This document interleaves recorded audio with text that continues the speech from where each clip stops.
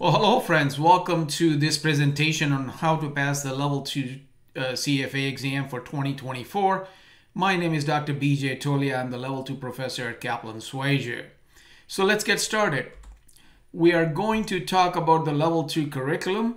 We will then talk about the exam format and the historical pass rates, as well as really what is the difference between level 1 and level 2 and how to approach the preparation process because of those differences.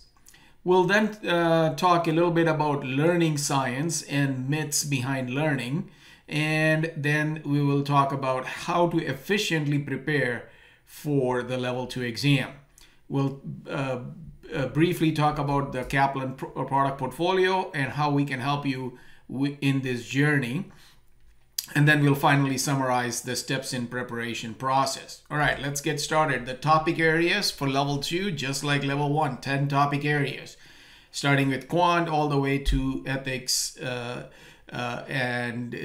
Essentially what you're looking at is exactly the same 10 topic areas that you saw at level 1. One thing to note here is GIPS is not covered at level 2. You will see GIPS in depth in level 3. All right, now the topic weights between these topic areas vary, and unlike level 1 where you had fixed topic weight, here you have variable topic weights. And level 2 is also called as the valuation level. So the tools that we learned for valuation are not as heavy as it was in level 1. So you see a lot more exam weights for asset classes and valuation of those assets.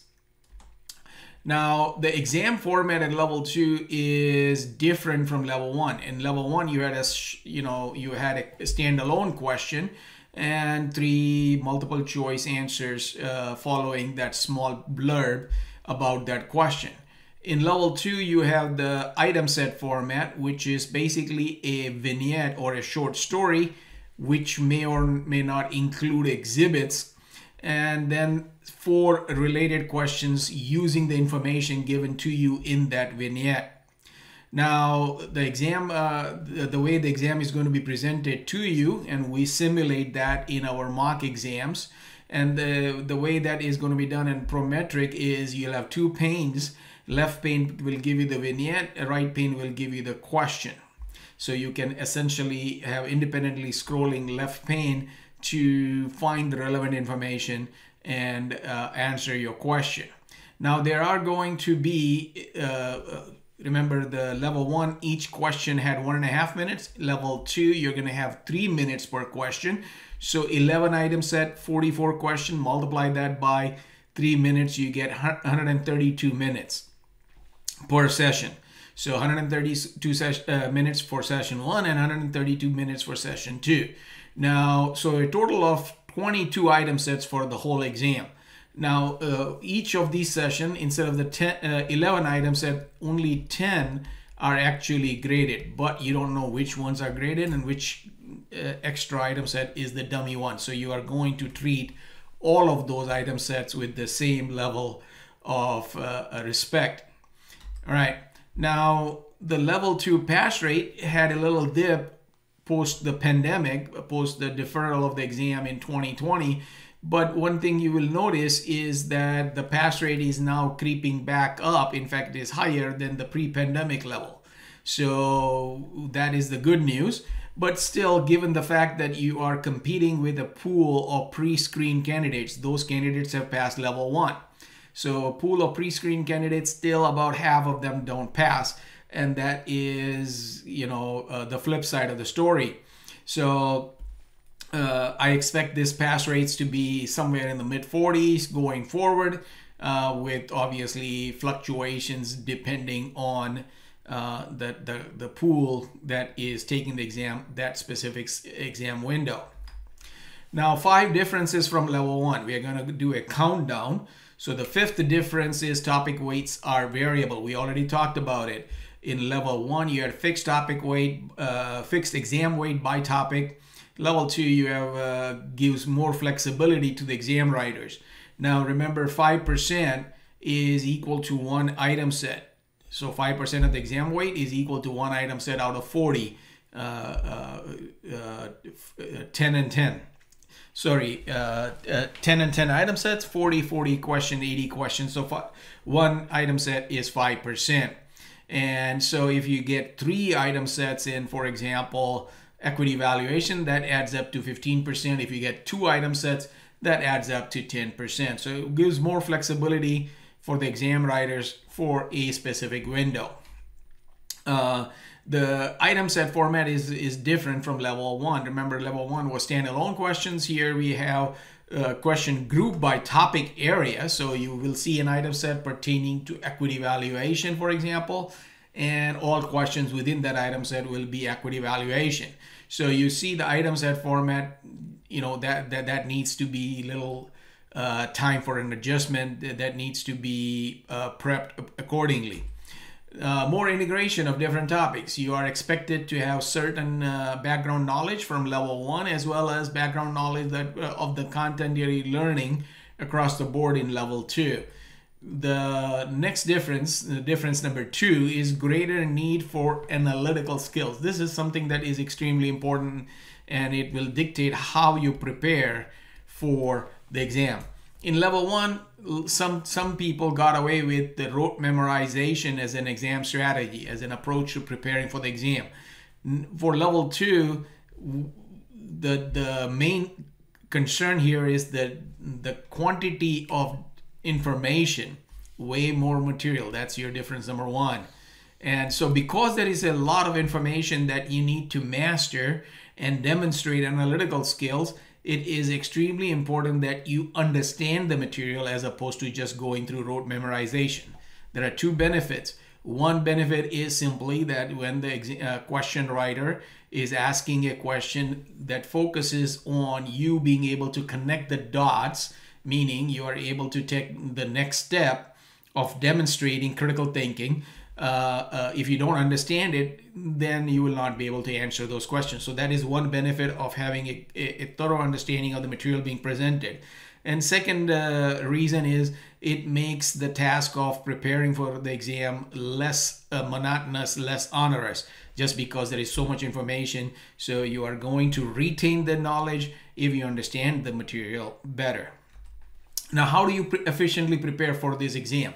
This is nothing new as far as CFA is concerned. In other words, what we're going to talk about is not germane only to CFA. It is simply from learning science, what are effective techniques to learn material, to gather knowledge. So as far as the exam is concerned, you need a plan, and you need to implement that plan, and you need to discipline to stick to that plan. A rigorous, well-planned study effort is required. Now, the concept of 300 hours is something that I use very, very, very infrequently, just because of the fact that everybody is different. So some people with a strong background in the underlying content is probably will get away with less than 300 hours. Other people may take more than 300 hours, but it is not... The people who take less than 300 hours are going to be few and far between. There are 5 components to a good learning journey, an effective learning journey. To first learn the knowledge that is required required by the curriculum, required by the learning outcome statements. So focus on the learning outcome statements. So the first component is just learning the underlying content. The second component is practice, and that is in bold for a very good reason. Practice means putting pencil to paper. Practice does not mean reading a question and then reading the answer that accompanies the question. That is not practice. So practice is extremely critical for 2 reasons. One is to actually understand whether you are paying attention when you learn the knowledge. Sometimes we are daydreaming and we are going through the reading process. We are going through the motions, but not really capturing the essence of the material we are reading or learning. So when we practice based on that knowledge, when we quiz ourselves, we will find out if we really understood the material or not. And, you know, if we did not, why or whatever gaps in our learning were, and we address those gaps in learning. In addition to it, practice serves another purpose, and that is it enhances retention. Your learning journey is going to be long. It's going to take 4, 5, 6 months of time. So the material that you learn early on may become more and more hazy as time goes by. But if you had supplemented it with practice as you went along, you would have a stronger retention, and that material, even though it may seem hazy, will come back to you in the review phase, which is your third phase. So review phase is after you complete one go at the curriculum, you review the material. Now, the stronger your learning step 1 and step 2 was, the quicker the review phase will occur. So the review phase is simply recollecting, replenishing, refreshing your memory about whatever you learned.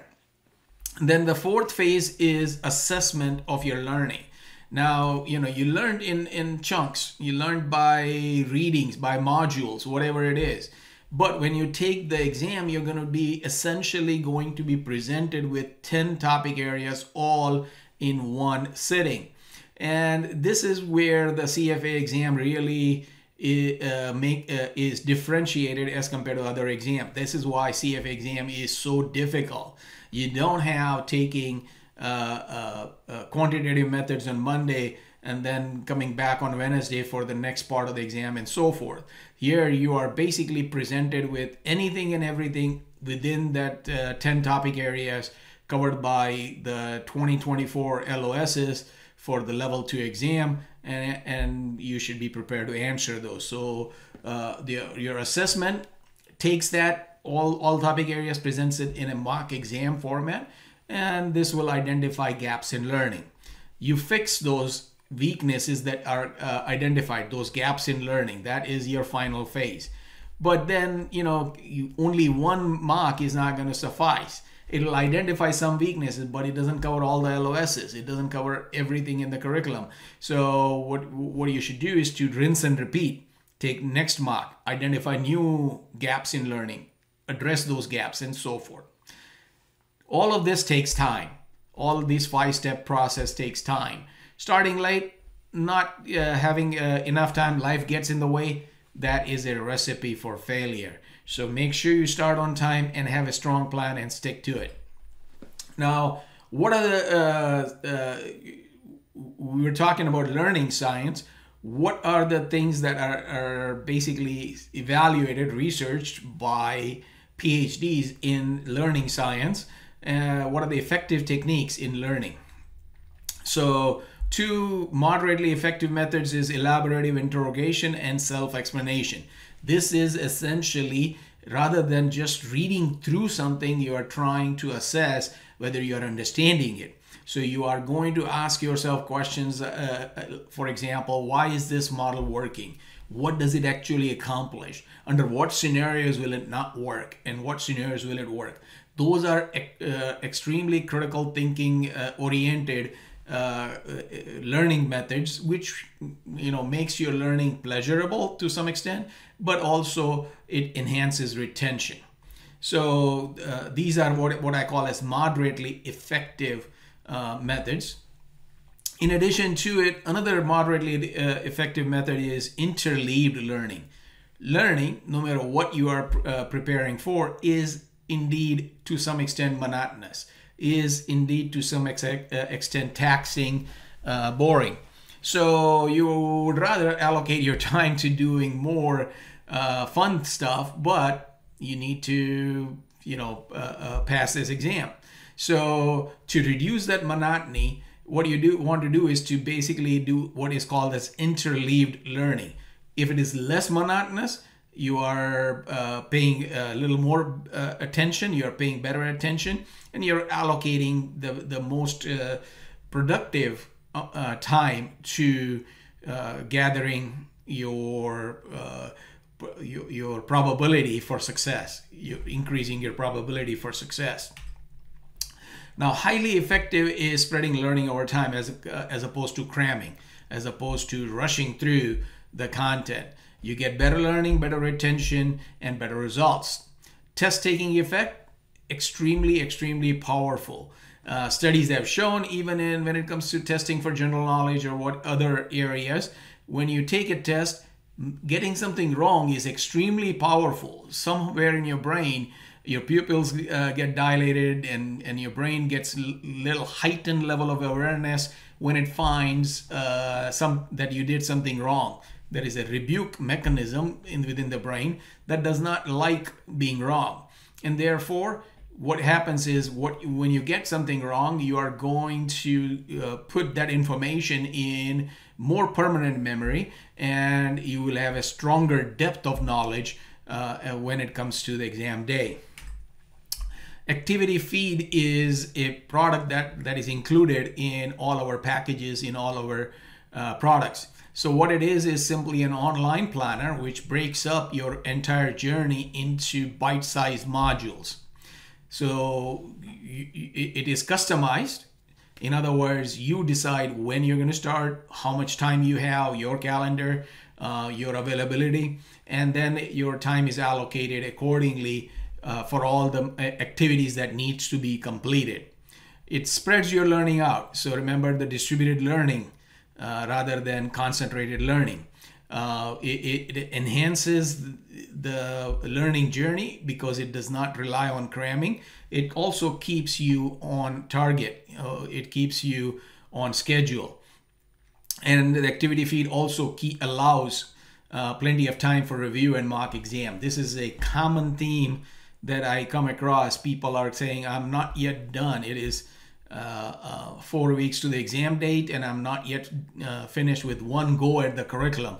Well, they are so far behind, I can't honestly say anything other than I'm sorry. You just ruin your chances after putting in all that time. You have not stayed on course. You are way behind. So you need to make sure you finish your first go, have time for review, and then have time for the mock as well as remediation.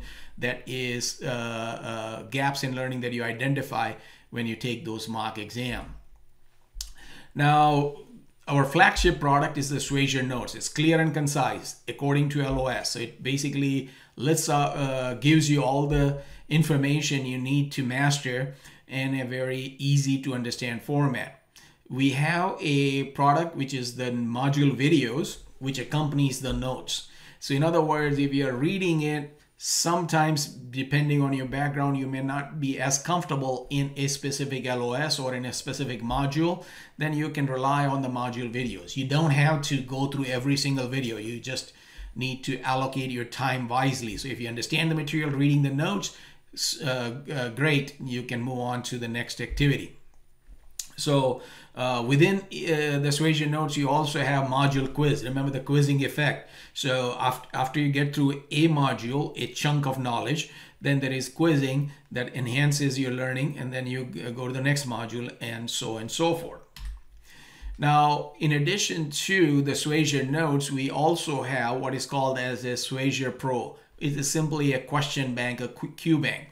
It has more than 2,000 questions. A lot of these questions are simply standalone questions as opposed to item sets. There are item sets, but there are also a lot of standalone questions. The purpose of the Q bank, by the way, is not to mimic the exam. It is going to be concentrated by LOS, by reading. The exam is not going to be like that. The purpose of the Q bank is simply to do the quiz effect, to enhance your retention, to ensure that whatever you are learning, you are actually learning. So it is for learning and retention purposes, not to supplement or not to be a substitute for an actual mock exam. The mock exams themselves are simulated to be exam-like. So you are going to have the same exam weights as the actual exam on the simulated exam on the mock. The interface is going to look exactly the same. So you will be very familiar with what you're going to experience come exam day prior to the exam day by taking the mock exam. We have 6 full-length mock exam. Each question within that mock exam has a video tutorial available to you. Again, it's a resource. You don't need to go through all that video content, all that hours and hours. Why? Because you just don't have that much luxury of time. So whichever questions you are having difficulty with, or you're not sure, you have a resource available to tap into at your fingertips. We have broken up our product portfolio into 3 broad packages. Our essential or bare bones package includes the Schweser notes, the Q-Bank, and 4 mock exam. So that is a library of resource. And if you find yourself to be fairly strong, you did fantastic in level 1, their background is consistent with a lot of the topics, then in that case your essential package will suffice. It has all the components. It has the quizzing component, it has the test component. It even has masterclass. Masterclasses, by the way, are following by topic areas, and they are essentially a quick review of some of the critical aspects of what you learned in a topic area. In addition to the,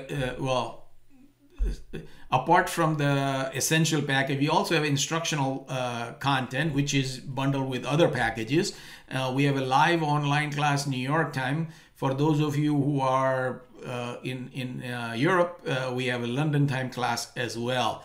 All of these classes are offered live, so you have an ability to ask your question to your instructor. But should you be unavailable for a specific live session, you will have access to the archives all the way till exam day.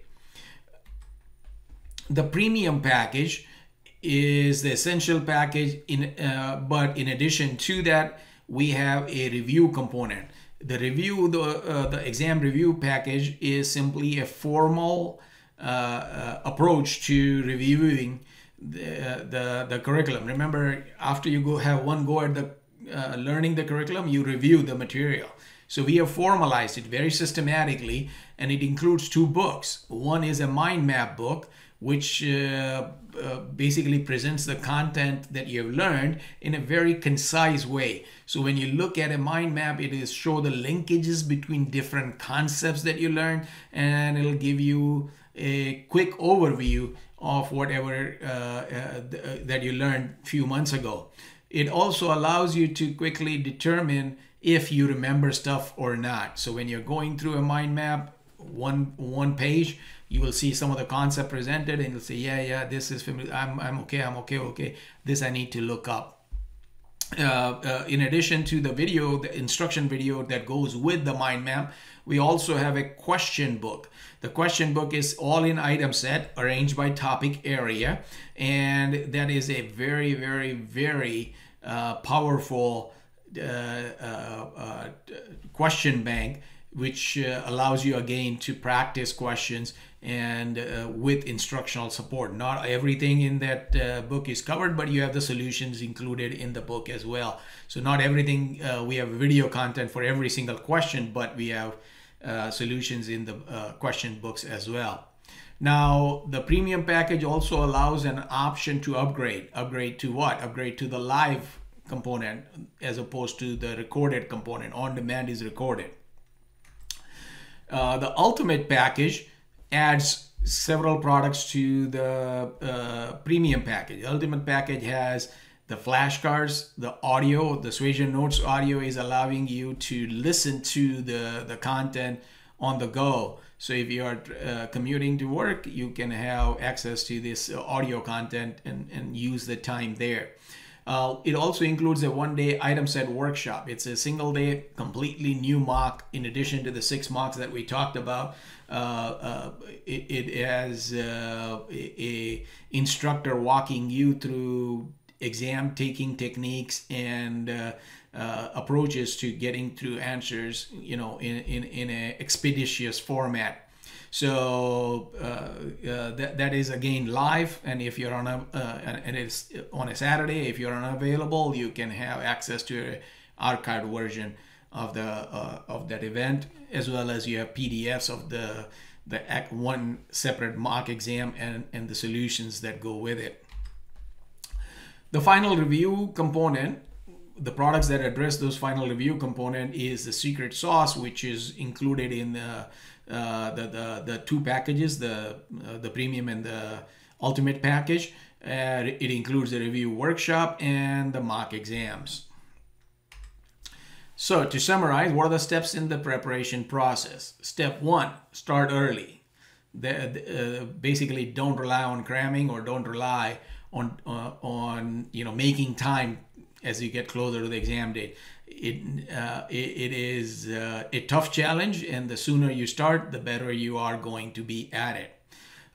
Read the notes. It's clear, concise. It is very expeditious as compared to reading from the source curriculum.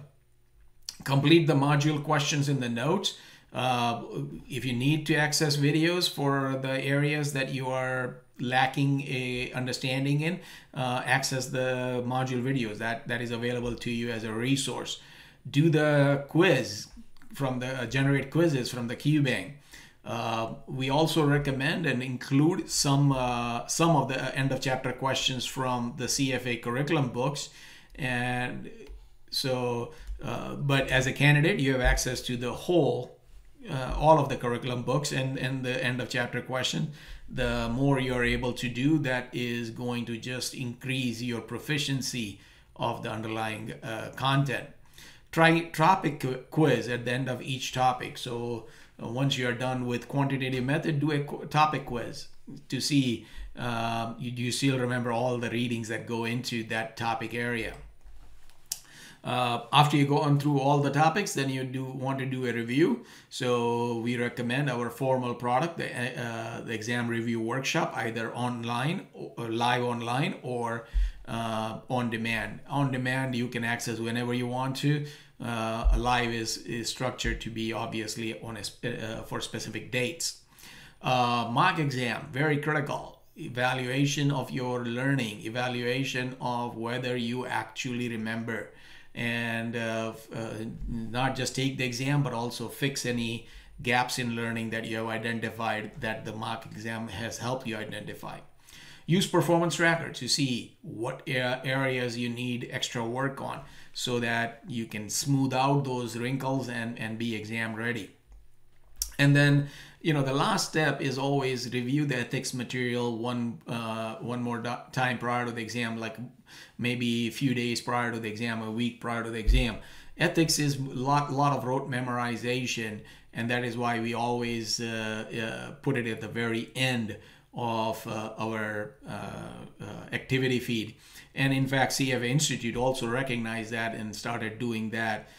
They used to have it in volume 1 that we started out with ethics, but now they've also started putting it at the very end in volume 6. So again, it is the same content that you learned in level 1, but you need to spend time on it in level 2 because the depth of understanding expected as a level 2 candidate is higher.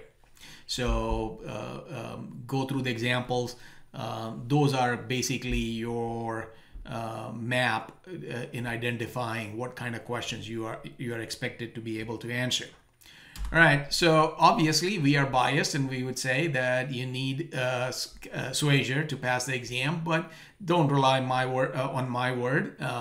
Talk to other people in your maybe in your group, in your company, and specifically those who have passed the level 2 exam, and see what they have to say. We generally find we get very, very positive response from our customers. So we ask you to do your due diligence and approach your preparation process accordingly. Whether you go with us or not, I still want to wish you all the very best and enjoy this journey of learning very practical knowledge. Assuming you want to be in this field, then you should be able to enjoy the learning as well. Good luck.